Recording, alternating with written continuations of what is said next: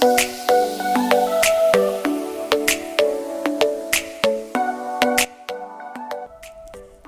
and welcome to my Suminagashi paper marbling tutorial. If you've never done this before, I think you're in for a treat. The materials that you will need is Suminagashi ink. This is Boko Undo ink that I got off Amazon. You will also need a bin of water and a plastic palette to put your inks on.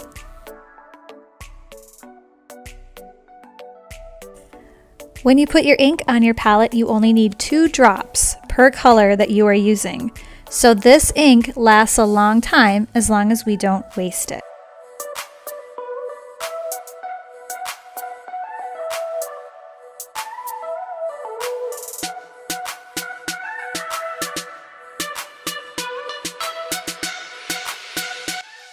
You'll then need as many brushes as you have inks. So I have 3 different ink colors. I need 3 different brushes.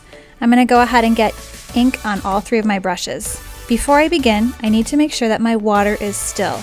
If your water is sloshing around, your inks will not float and it will mess up your design. I'm going to start by grabbing one color and gently touching it to the surface of the water and then alternate between the 3 different colors that I have. I want to create a pattern with these colors, so I'm just going to continue to alternate between blue, red, and yellow until I have enough rings for my design. As I do this, I want to be careful not to slosh the water, and I also want to just touch the surface of the water with my paintbrush. If I'm pressing down too much, the inks will sink and it will mess up my design.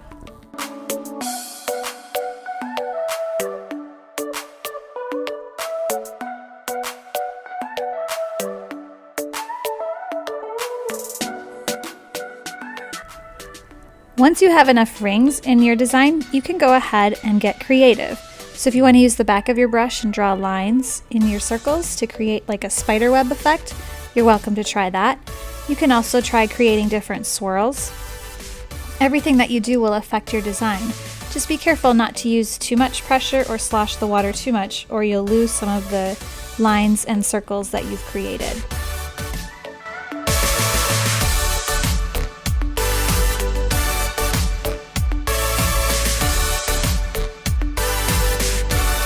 Once you have the design the way that you like it, you take paper and press it very gently into the surface of the water and then lift the paper directly up, let it drip for a little bit, and then set it on a flat table and do not move it for a few minutes.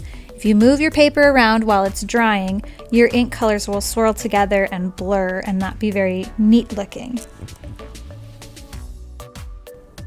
And that's it. It's a pretty straightforward process. When you're ready to clean up, you'll want to wash your brushes with soap and clean your palettes also with a scrub brush.